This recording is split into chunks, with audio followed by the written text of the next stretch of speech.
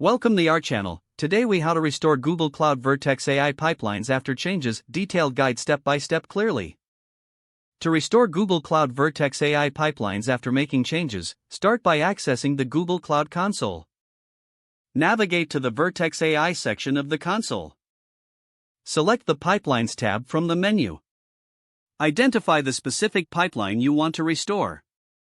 Click on the pipeline to open its details page. Review the list of versions available for that pipeline.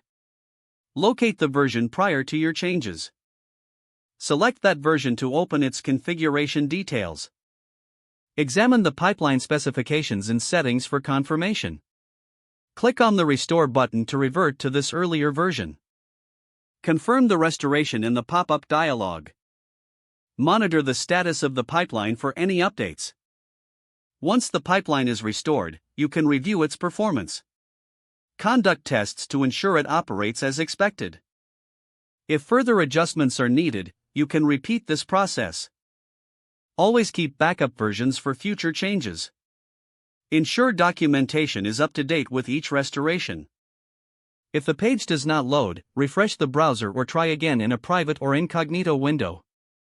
Make sure you are using the correct email address, then retype it carefully to avoid small typos. If your password is not accepted, use the reset option and create a new strong password you can remember.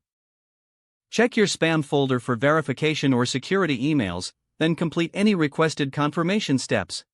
Enable two-factor authentication if available to improve account security and reduce unauthorized. After signing in, review your profile details so your contact information and settings are accurate and current.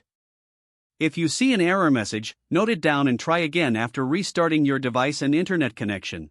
Log out when you finish, especially on shared devices, to keep your account and payment information secure. If the page does not load, refresh the browser or try again in a private or incognito window.